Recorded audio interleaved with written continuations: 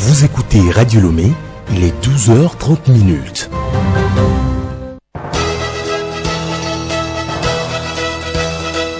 Le journal Bénédicte Kanda. Vous êtes sur Radio Lomé et vous faites bien, madame, monsieur, bonjour. Au sommaire de ce 12h30, garantir des soins appropriés aux populations, le chef de l'État fort et Sadina Nyasingbe s'en préoccupe. Des constructions d'infrastructures sanitaires sont en cours de réalisation. Fumer la cigarette est dangereux pour la santé. Pour protéger les non-fumeurs, il est interdit de fumer dans les lieux publics. Les sanctions prévues par la loi à suivre dans ce journal. Guerre au Soudan, en 4 mois de conflit, la situation humanitaire est désastreuse et l'aide internationale insuffisante. Démarré depuis le 15 avril dernier, ce conflit a déjà fait près de 4000 morts. Et puis sport, football, match test réussi des éperviers U20 féminins devant les éperviers dames seniors.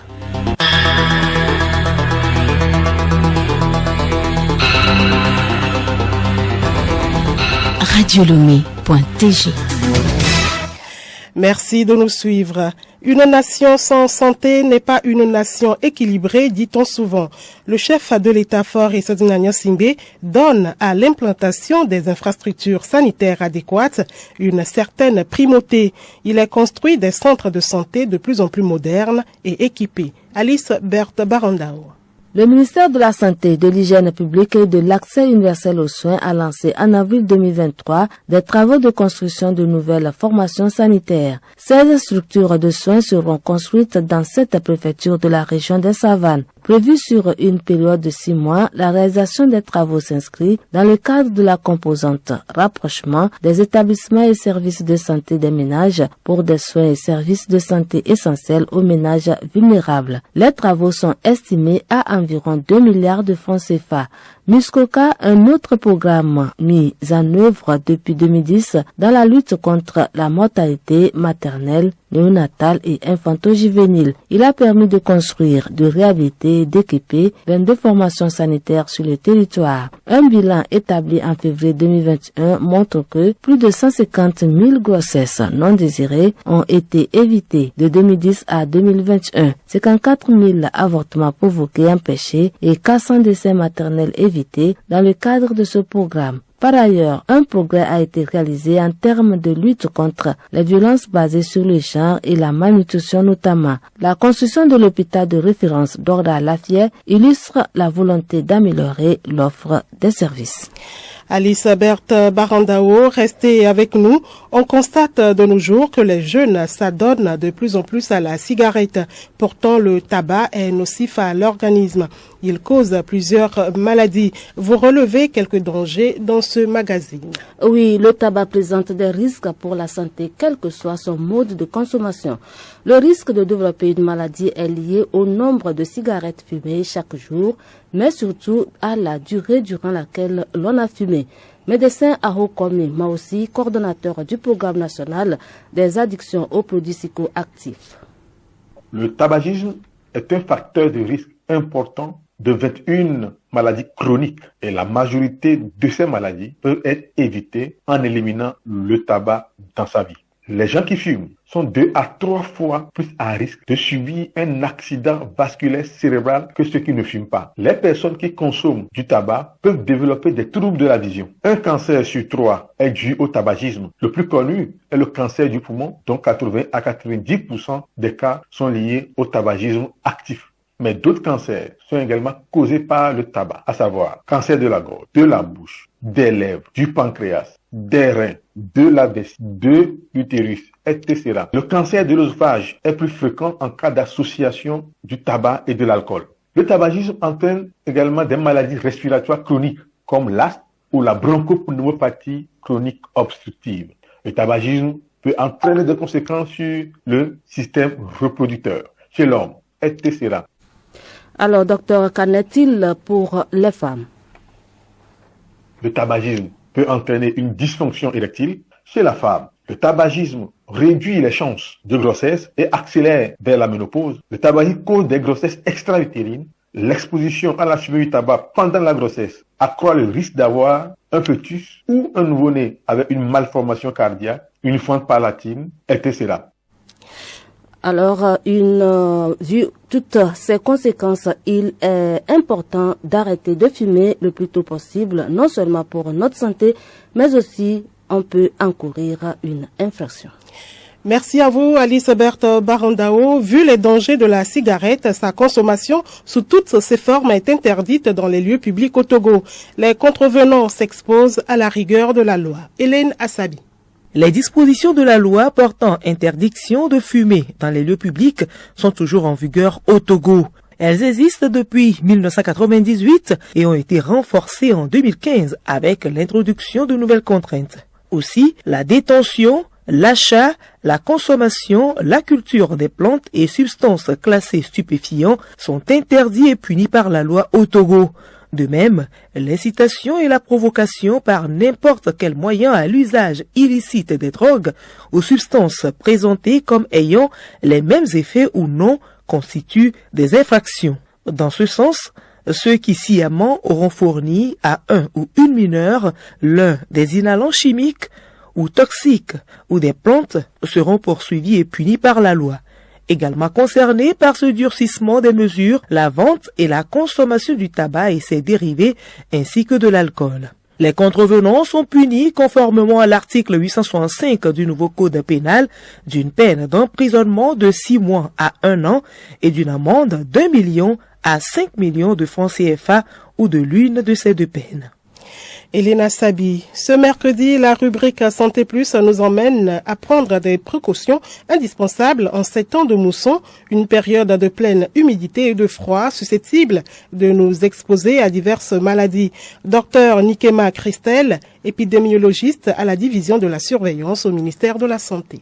La mousson désigne la saison durant laquelle on observe souvent un climat qui est caractérisé par des périodes fraîches et humides avec la survenue des pluies. Et qui dit pluie dit risque de maladies liées directement ou indirectement à l'eau. Et qui dit fraîcheur dit aussi risque de maladies liées ou déclenchées par le froid. Nous devons continuer à nous observer, à remarquer vraiment les signes inhabituels que nous pouvons avoir en cette période-là et pouvoir consulter son médecin traitant ou consulter dans une formation sanitaire. Mais aussi, il y a des conseils spécifiques qu'on peut avoir auprès du personnel médical. Donc, c'est important que nous puissions maintenir une vigilance et pouvoir donc avoir recours au centre de santé en cas de nécessité. La suite de ce journal, le patronat de la presse togolaise a renouvelé les membres de son bureau ce matin à Lomé. C'est lors d'une assemblée générale élective et statutaire. Les travaux de cette rencontre ont permis aux membres du patronat de revisiter leur statut afin de les adapter aux exigences du nouveau code de la presse au Togo. Le nouveau bureau directoire élu compte 5 membres dirigés par Honoré Adontui du journal Le Correcteur. Nous y reviendrons dans nos prochaines éditions. C'est la période des vacances, occasion de relever les lieux de mémoire au Togo qui puissent attirer des visiteurs. Des hauts fourneaux de Bandjeli à la maison des esclaves à Godrafo, ils sont variés, ces sites historiques. Parcourons-les avec Théophile Dandako. Construite en 1835 à Agodrafo, au sud-est du Togo, la maison des esclaves attire chaque année des visiteurs.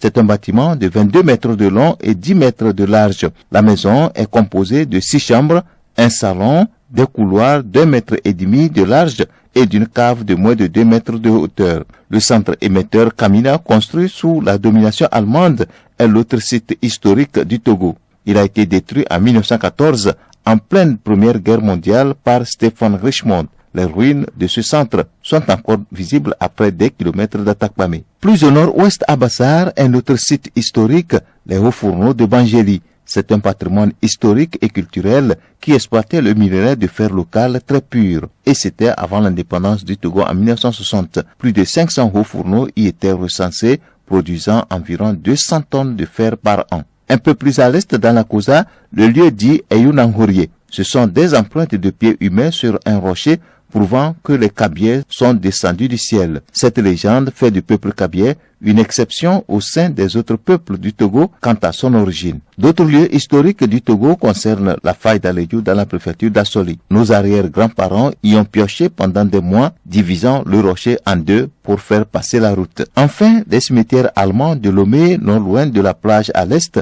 et celui de Wahala dans la préfecture de Rahou. Y ajoutons à tout cela la cathédrale de Lomé en 1902 et le wharf construit sous les Allemands.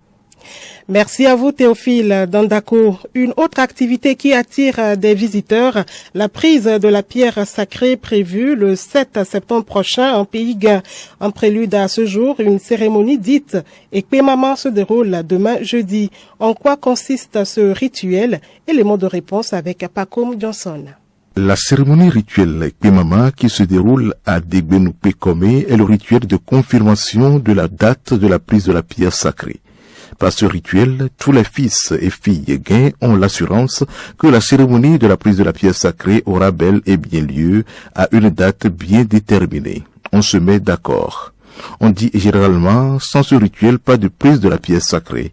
La pierre sacrée étant l'oracle de Mama Kolé, dont elle interprète par sa couleur ses directives, conseils et recommandations à sa sortie le jour J. Ce sont les fils et filles de Mama Kolé qui font cette cérémonie. Le rituel se déroule en plusieurs étapes et commence la veille. Le jour de la cérémonie de Ekpemama est le jour J-21 de la prise de la pierre sacrée. À la dernière étape de ce rituel se fera le décompte des grains de maïs. On parle de Ekpemama. Pas comme Johnson, demain, nous parlerons du déroulement de ce rituel. Nous vous l'annoncions en titre, le 15 avril dernier débutait la guerre au Soudan. En 4 mois, ce conflit entre deux généraux rivaux s'est aggravé, enlisé et étendu, provoquant un drame humanitaire auquel les organisations ne parviennent pas à faire face. Yao Kamake. Les chiffres donnent le tournis avec plus de 3 millions de déplacés et près d'1 million de réfugiés. Les organisations sont face à un défi titanesque avec le manque d'essence, d'accès à l'argent, l'insécurité et des dons insuffisants. Par ailleurs, 40% de la population devrait être en insécurité alimentaire d'ici septembre. 2 milliards de dollars sont encore nécessaires pour couvrir les besoins. La communauté internationale n'a aucune excuse pour son retard à soulager les souffrances de la population soudanaise, ont ainsi affirmé hier des dirigeants de grandes organisations humanitaires. Les femmes sont particulièrement touchées, victimes de violences et de viols perpétrés par les combattants et privées d'une aide psychologique et médicale adéquate, ont souligné des porte-paroles des agences lors d'un briefing à Genève. L'ONU a lancé 2 appels, l'un pour financer l'aide au sein du pays à hauteur de 2,57 milliards de dollars et l'autre destiné aux réfugiés qui ont fui le Soudan à hauteur de 566,4 millions de dollars. Au Sénégal, c'est l'inquiétude autour de l'état de santé de l'opposant Ousmane Sonko, toujours en grève de la faim.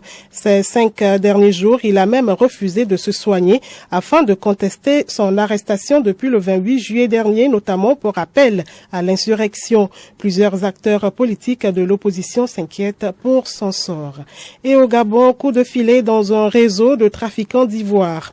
Les suspects ont été arrêtés entre Lambaréné, dans le centre du pays, et Makokou, dans le nord-est. Ces suspects sont actuellement en garde à vue. Ils ont été pris avec une cargaison de 19 défenses d'éléphants massacrés au Gabon. Actualité sportive, en clôture de stage, les éperviers dames des moins de 20 ans dominent les seniors dames sur un score de 2-0. Milek Agbokou. La sélection junior se prépare pour les éliminatoires de la Coupe du Monde 2024 pendant que l'équipe nationale senior affûte ses armes pour les éliminatoires de la CAN. Le match s'est soldé sur la marque de 2-0. Mondial féminin, l'Australie s'incline à domicile. L'Angleterre s'offre la finale. L'Angleterre championne d'Europe en titre sera opposée à l'Espagne en finale du mondial féminin dimanche prochain. Après sa victoire 3-1 contre l'Australie, pays co-organisateur, ce mercredi en demi-finale. Tournoi ATC 2023 dans le Grand Cloto. Voici les combinaisons des quarts de finale prévues pour ce dimanche. Sur 4 terrains, à Agunobo, à Fada Vetornou joue Réveil AC de Kpalimi. À Kpadape, USK de Kpadape croise Elephanto de Kpalimi. À Koumebume, Opéra FC de la localité affronte NSA de Kpalimi. Puis à Kpelichiko, Litos de Dagny fera face à JSK de Kpalimi. Une compétition de volleyball des U15 et U17 s'ouvre samedi prochain à Lomé. C'est dans le cadre de la mise en œuvre du projet construit demain dès aujourd'hui par la Fédération togolaise de volleyball. Pour la relance de volleyball à la base, la Fédération togolaise de volleyball organise samedi prochain une compétition de volleyball pour les enfants de moins de 15 ans et de moins de 17 ans. Cette compétition, qui sera à sa phase expérimentale dans la Ligue de Lomé, vise à encourager la pratique du volleyball et à promouvoir des valeurs telles que le fair play, l'esprit d'équipe et le respect chez les enfants. Et l'information insolite du journal pour terminer. Le 5 juillet dernier, une Britannique de 34 ans, pensant souffrir d'une gastro-entérite, accouche finalement de jumeaux, des bébés miracles. Voici les faits. Ce jour-là, elle se réveille le matin avec une sensation désagréable. Prise de fortes douleurs à l'estomac et d'une faiblesse générale, elle pense d'emblée à une gastro-entérite. Les heures passent et les maux sont toujours bien présents. Elle décide alors d'appeler sa mère qui vient chez elle pour l'aider. La maman finit par appeler une ambulance. Alors qu'elle discute avec l'opérateur au téléphone, le travail commence. L'ambulance n'étant pas encore arrivée, c'est sa maman qui a accouché de Jacob, son premier enfant. Mais tout n'est pas terminé. Une fois sur place, les secours ont assisté à l'arrivée du second bébé. En fait, la trentenaire était enceinte depuis 30 semaines sans le savoir. C'est ce qu'on appelle une grossesse cryptique ou plus communément un déni de grossesse. Pendant tout ce temps, elle n'a eu aucun symptôme.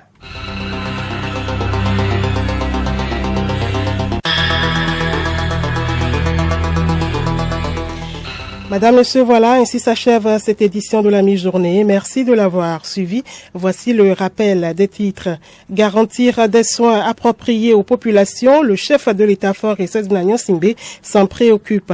Des constructions d'infrastructures sanitaires sont en cours de réalisation. Fumer la cigarette est dangereux pour la santé. Pour protéger les non-fumeurs, il est interdit de fumer dans les lieux publics. Vous avez suivi dans ce journal les sanctions prévues par la loi. Guerre au Soudan, en 4 mois de conflit, la situation humanitaire est désastreuse et l'aide internationale insuffisante. Démarré depuis le 15 avril dernier, ce conflit a déjà fait près de 4000 morts. Bon après-midi sur nos antennes.